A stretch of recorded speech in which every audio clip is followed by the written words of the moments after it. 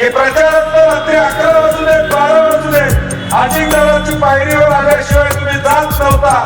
परिवर्तन असं काय झालं की तुम्ही एका रात्रीत बदलायचं काम त्या ठिकाणी केलं. 15 दिवस तुतारी वाजणार, हलगी वाजणार, मशाली पेटणार. की पुढच्या काळामध्ये महाराजांच्या बद्दल बोलायचं धाडस या ठिकाणी करू नका. ही निवडणूक ज्यावेळी सुरुवात झाली त्यावेळी विरोधी सगळ्यांनी सांगितलं महाराज उभारले, आम्ही आमचं पातळी सोडणार नाही. परंतु नंतर लक्षात आलं की आता महाराजांची आघाडी, लोकांमधलं त्यांचा जनमत आणि मग अनेक वाक्यप्रचार महाराजांच्या बद्दल करण्याचा प्रयत्न काही मंडळी त्या ठिकाणी करतायत. मी देखील काय मदत केली अशा पद्धतीचे उद्गार या ठिकाणी काढले जातात. ठीक आहे, परिस्थिती होती, उद्गार ते आज काढतायत, मदत का केली, अजिंक्यताराच्या शाखा काढणार का म्हणतायत. परंतु हे मात्र विद्यमान खासदार विसरलेले आहेत की प्रचारात रात्री 11 वाजू देत 12 वाजू देत अजिंक्यताराची पायरीवर आल्याशिवाय तुम्ही जात नव्हता, हे विसरू या ठिकाणी नका. ते योगदान 2019 मध्ये या कोल्हापुरातल्या जनतेने केलं, ते योगदान उद्धव ठाकरे साहेबांच्याकडे बघून केलं. आम्हा सगळ्या मंडळींनी कुठल्याही राजकीय अभिलाषेची विचार न करता तुम्हाला सहकार्य करण्याची भूमिका या ठिकाणी स्वीकारली. एका रात्रीत परिवर्तन असं काय झालं की तुम्ही एका रात्रीत बदलायचं काम त्या ठिकाणी केलं आणि पक्ष सोडून दुसरीकडे त्या ठिकाणी गेला. गेले 25 दिवस या निवडणुकीमध्ये जरा हळूहळू सुरुवात होत होती, परंतु आजच्या सभेमधून या इथून आता हलगी सुनील मोदींनी वाजवायला सुरू केलेलं आहे.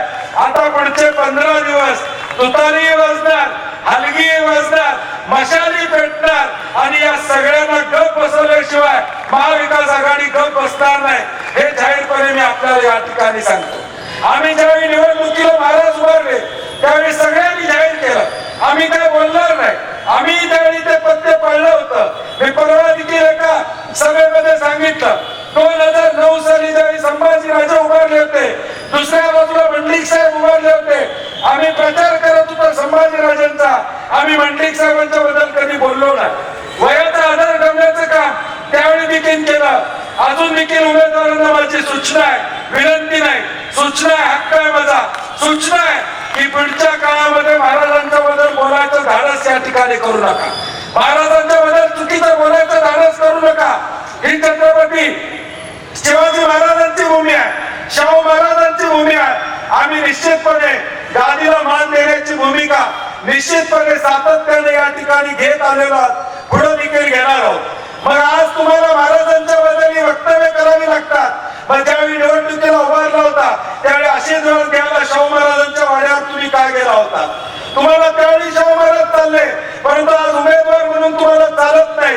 हा दुटप्पीपणा बंद करण्याचं काम तुम्ही या ठिकाणी केलं पाहिजे. ज्या माणसाला उमेदवारी मिळवायला महिनाभर घालवायला लागतो तो तुमचा विश्वास मिळवू शकणार नाही, हे मला मुद्दामून या ठिकाणी सांगायचं. उमेदवारी मिळवताना तुम्हाला धडपड करावी लागते, उमेदवारी मिळवताना सैरा पडावं लागतं, अनेकांना सांगावं लागतं. त्याचाच अर्थ लोकांमध्ये तुमची विश्वासार्हता संपलेली आहे, जनमत तुमच्या बाजूला नाही आहे. हे तिकीट देणाऱ्याला देखील माहित आहे. तिकीट देणारे देखील विचार करत होते हे सीट भाजपला द्यावी का, उमेदवार बदलावं का. मग या चर्चा कशामुळे झाल्या.